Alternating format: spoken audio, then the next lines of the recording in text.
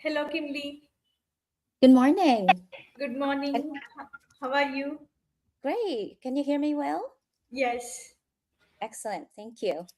Welcome to the Global Virtual Summit 2026, Kimli. Thank you for having me. Yeah. Before going to session, I would like to introduce you to our audience. Yeah. Kimli is an award-winning author, educator, global keynote speaker, and CEO, founder of HU Education and Minds Smart Learning. She specializes in holistic education, leadership development, and sustainable success, empowering individuals to lead with clarity, resilience, and purpose. As the creator of the GLOW framework, reflect, recalibrate, rise Kimberly inspires leaders to align their values, amplify their impact, and create meaningful and lasting change. That was a fantastic bio, Kimberly, and the stage is all yours. Thank you so much for a wonderful introduction. Thank you, everyone, for taking your time to be here today. I'm very honored to be sharing with you all and celebrating all the wonderful leadership that you're all doing. So, good morning, distinguished leaders, change makers, and everyone who are shaping the future. It is an honor to join you for the Next Gen Women Leading with Purpose and Power Summit. Today, I want to speak with you about something every one of us carries, although we do not always recognize it. It is a light, not a light created by recognition, position, appearance, or achievement. I'm speaking about the inner light shaped by our values, experiences, courage, compassion, and sense of purpose. I call this the glow effect. I like to share this my screen. Are you able to see my slides? Okay.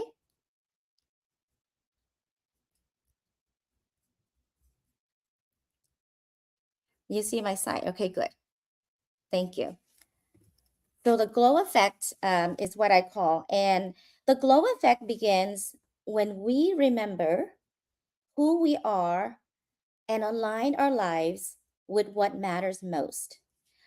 But it doesn't end there because our light is not only meant to help us feel inspired, it is meant to influence how we live, how we serve, and how we lead. During our time together, I invite you to do more than listen. I invite you to listen, reflect honestly. Where has your light become hidden? Where are you being called to step forward? And what action will you take when this keynote is over? Because the real measure of inspiration is not what we feel while listening, it is what we choose to do next. So let us begin with a question at the heart of this message. What happened after the light is ignited? If you can help me go back to slide 2. We attend conferences like this to learn, connect, and become inspired. We hear a powerful message. We write down quote. We feel energized and reminded of what may be possible. But eventually, the session ends, the notebook closes, the screen goes dark. The responsibilities of everyday life return. And that is when the real work begins. Awareness is the spark. Awareness allows us to notice what is changing within us. Reflection is the mirror. Reflection helps us understand why the message matters and what it is revealing about our lives. Action is proof. Action demonstrations demonstrates that the insight reach beyond our emotions and enter our decisions. And leadership is what happened next. Leadership is not merely feeling moved. Leadership is allowing what moved us to change the ways we show up. A strong keynote should not simply offer information, it should create a moment of decision.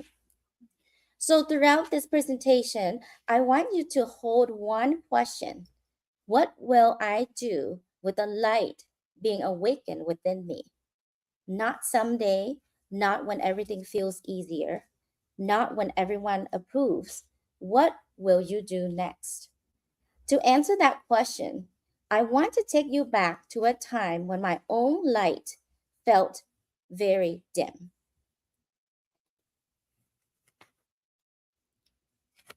Help me go to slide 3. So, when the light felt dim, let me take you back to my story. I came to the United States when I was 9 years old. I entered a new country, a new culture, and a classroom filled with words I did not yet understand. I had thoughts, dreams, and ideas within me, but I did not yet have the language or confidence to express them. At school, I was labeled mute. I was misunderstood.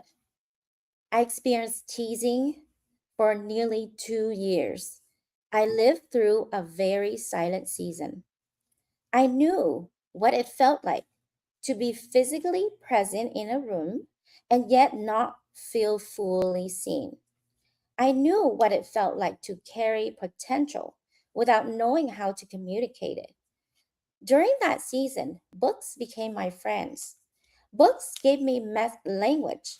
They gave me imagination. They allowed me to see world beyond the one immediately in front of me. And slowly, with education, encouragement, and support of people who believed in me, my voice began to emerge. My light had not disappeared. It had simply been buried beneath fear, uncertainty, and the need to survive in an unfamiliar environment. Perhaps you know that feeling. Maybe your light became buried beneath rejection. Maybe it became buried underneath responsibility. Maybe you became so focused in helping everyone else that you stopped asking what your own heart needed. Maybe your light became hidden beneath perfectionism, criticism, disappointment, or the pressure to become who others expected you to be. But a quiet season is not always an empty season. Sometimes our roots are growing before anyone can see the evidence.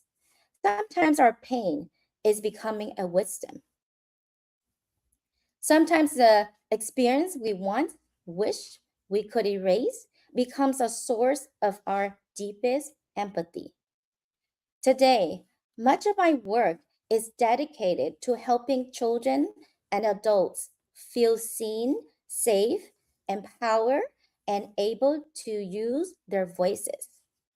That mission did not emerge in spite of my story, it emerged through it. That is why I believe your story is not just what you survive, it may be the very source of your assignment. Take a moment and ask yourself, what has life taught me that no classroom ever could?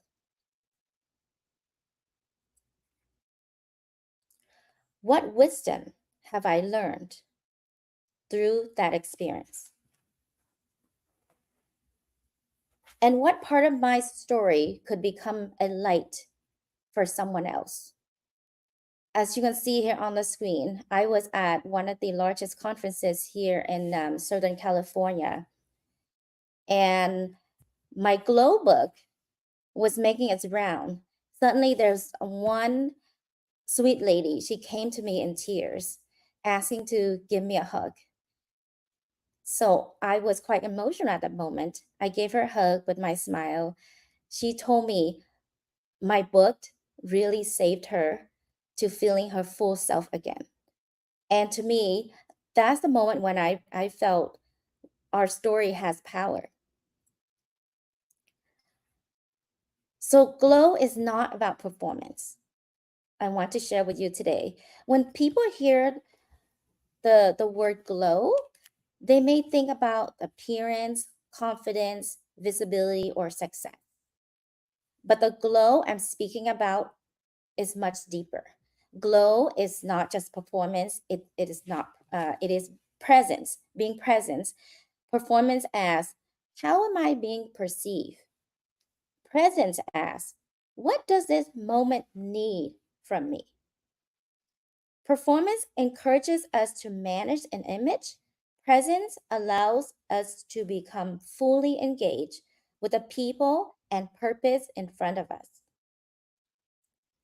And I want to take you back to a moment when everything I felt was on my shoulders. Working full time, taking care of my baby daughter, attending grad school, I felt everything fell on me. And one morning when we were heading out of the house, I was trying to multitask to um, making sure I get on time to where I need to be. My young daughter at the time said, "Mommy, you're listening, but you're not looking."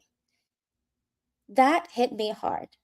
Then I had a deep moment of realization that what is my purpose? Why am I doing all this?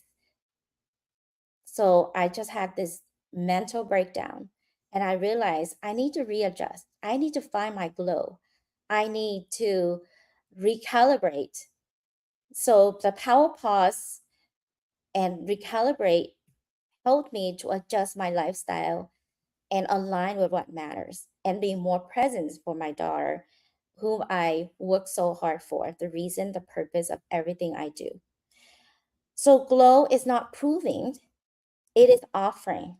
When we are constantly trying to prove ourselves, our attention remains centered in our own worth. Am I impressive enough?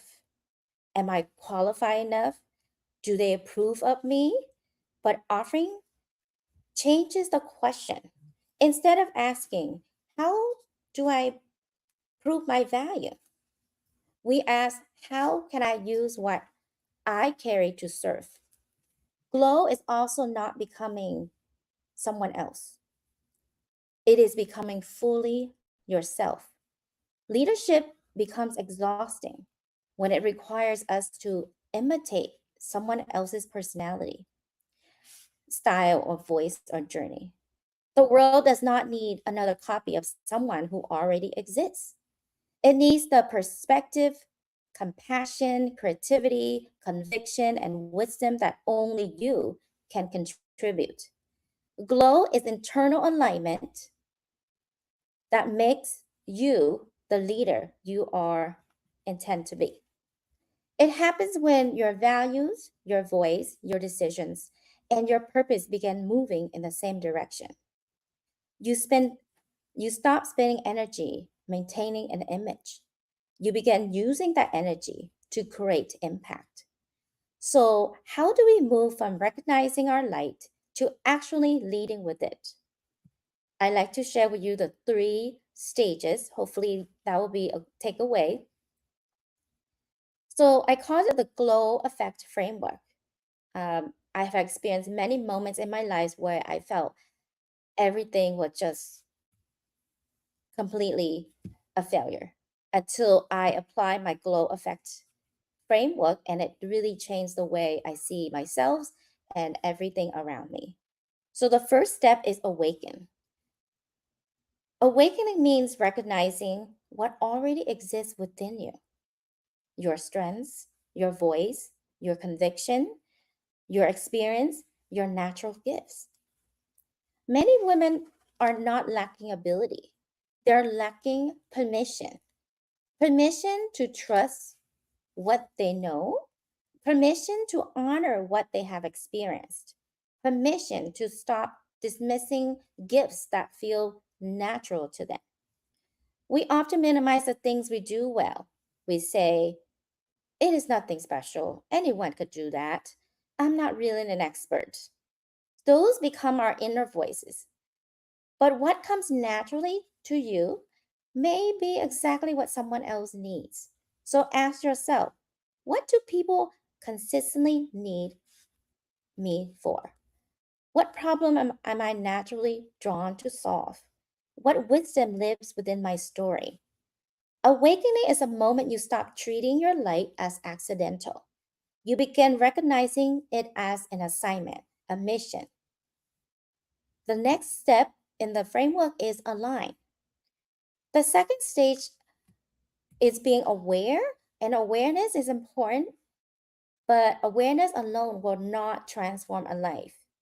Alignment means bringing your choices into agreement with what you say matters. It means examining the distance between your values and your calendar. I used to really overbook myself to the point where I maxed out. And I felt like, why am I doing this for when I have no time to do self care or care for my loved ones? That's when I realized what I'm doing is not effective until I apply the second stage of this framework.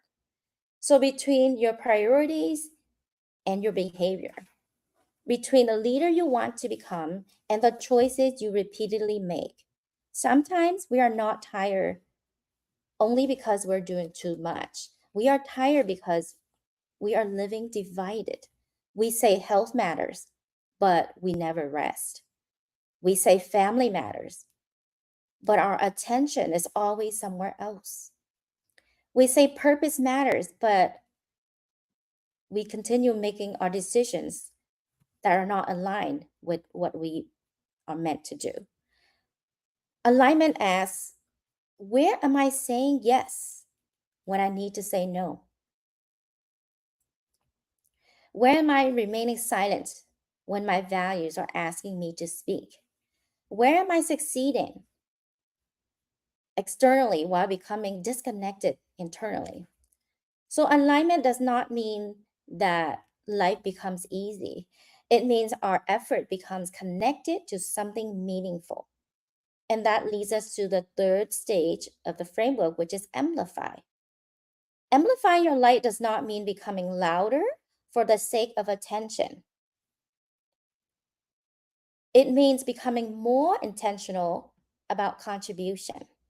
Your light is amplified when you teach what you learned, what you mentor another person, when you create a solution, when you challenge a system that is not serving people well.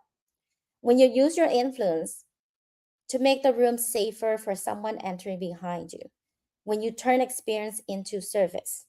A light that is only protected will remain beautiful. And that's what I have been committed to do is continue serving and make an impact with the resources that I have and continue to learn.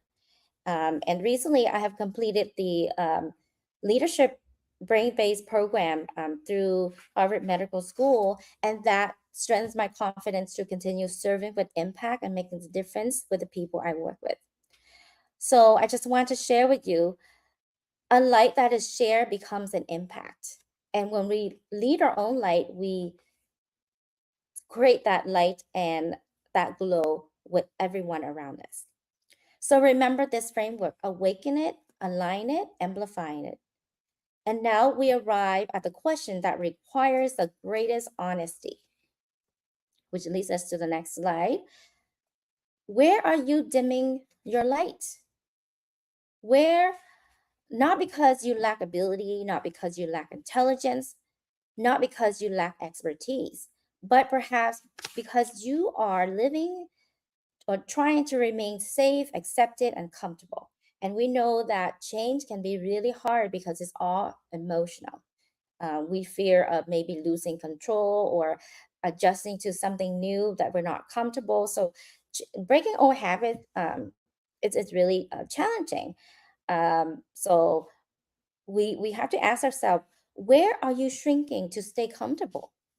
Have you been making yourself smaller so others will not feel challenged by your growth?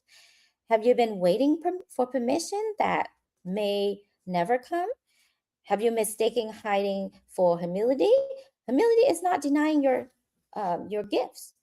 Humility is recognizing that your gifts meant to serve something larger than your ego. I used to let my ego get in the way, and it took a while for me to break out of that mode. So, what truths have you been hesitant to speak?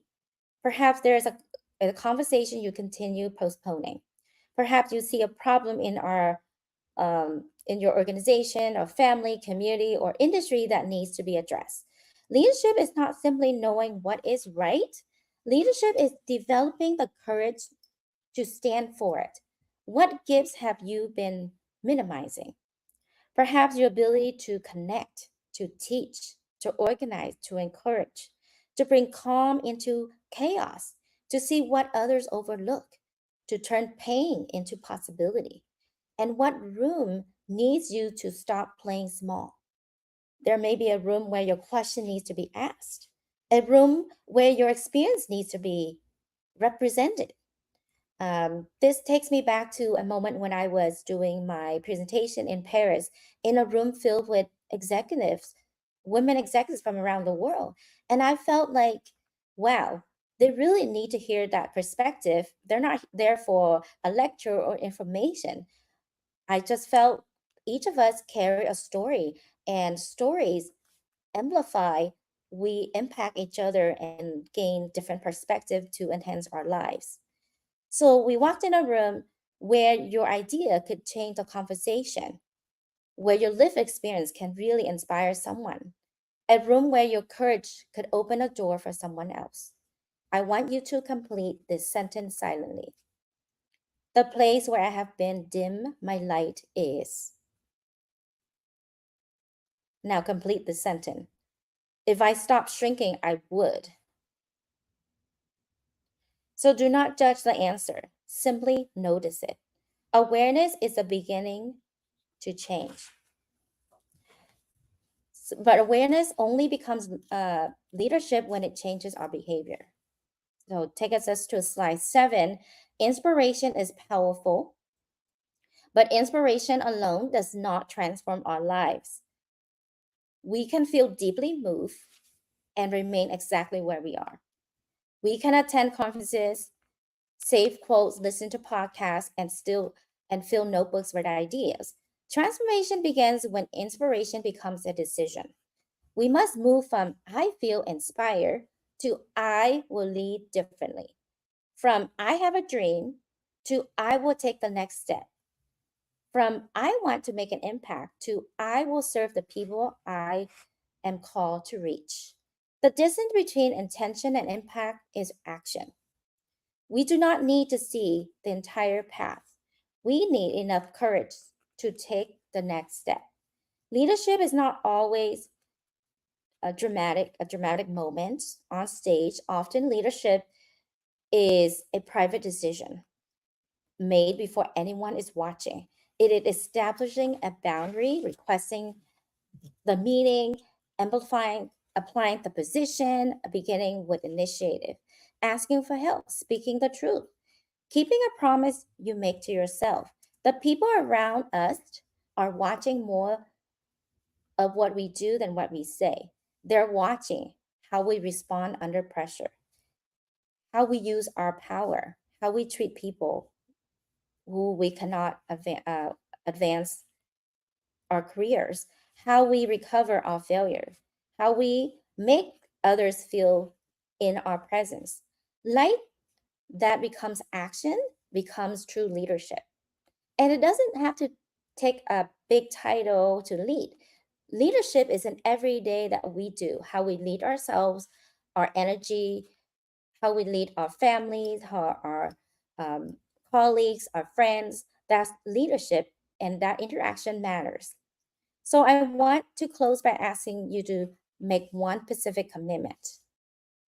Slide 8. I do not want this keynote to end with only a feeling. I want it to end with a commitment, not a commitment for someday, a commitment for the next 24 hours. Before tomorrow arrives, choose one visible action that proves you are no longer willing to keep your light hidden. Make the call, send the email, write the first page, submit the proposal, start the conversation, mentor another person. Perhaps your action is different from the ones on the slide, but maybe you need to apply it to opportunity, ask for support, establish a boundary, begin the project, share an idea. By saying yes to something that is calling you forward, or saying no to something that is quietly pulling you away from your purpose. So choose one action, not 10, one. Make it specific, make it visible, make it possible to complete within the next 24 hours. And please complete this sentence. Within the next 24 hours, I will. So confidence does not always come before action. Often confidence is created through our action, and we take one step at a time. So as we close, remember your glow is not vanity. It is not ego. It is not. It's not the ego. It's not a performance. Your glow is what becomes visible when you stop abandoning who you are. It is the strength shaped by what you overcome. It is the wisdom you have earned.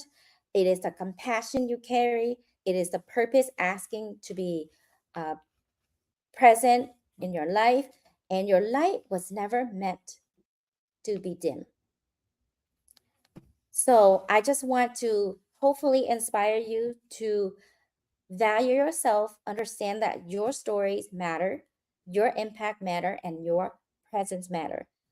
Let's all do what aligns and stick to what matters most in our lives, and we all deserve the best. I appreciate your attention and time. I hope this is inspiring for all of you.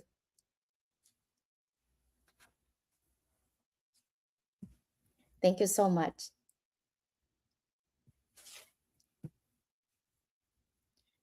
If you have any questions, I'll be glad to hang out and answer any of your questions. Thank you all again. You're amazing and inspire me so much. I really look forward to meeting and connect with everyone here. Yes, Kimli, thank you. Thank you for your presentation. We have a few questions from our audience. We will directly post it to your email and you can answer there. Yes. What's the question that I can't see on my screen here? What's the first question? A lot of people live in victimhood, that is blaming others for their challenges. How does one shift from victimhood to self-empowerment? Excellent question. So we tend to form our inner critic. We tend to see ourselves based on how what people say to us. Like we become the inner critic. So in my glow project, for example, I talked about how we need to overcome that inner critic, because when we hear negative things, that inner critic becomes larger. So to get out of that mode of victimhood, or what you want to call that, we have to look at ourselves in a different perspective. That you have to say, I'm made for who I am and not can be judged by what others do and say. And the positive self-thought will guide you to forming that positive self-image, and nothing will influence us to be feeling negative or victimized. Yeah, we have here one more question. Mm-hmm. What are the biggest obstacles that prevent people from living with purpose and making a meaningful impact? What practical habits and daily. So again, we need to have a power pause. So that's part of my glow framework, is having the power pause to reflect. We have to, sometimes things just come and go, but we don't realize what truly matters until we have that power pause. So often I think like, holding a remote control, and you power pause to pause and really reflect what is happening to me, why am I feeling this way. Just like in moments in my life where I felt so overwhelmed, what did I do? I had to pause and reflect, and then recalibrate, meaning to adjust. How can I do this better? what resources do I have, and how can I align with what I'm doing so that I'm not burning out, and then we rise from there. Thank So you, Kimberly. Thank you for answering the questions. And please stay on the backstage and join the next session. thank you so much.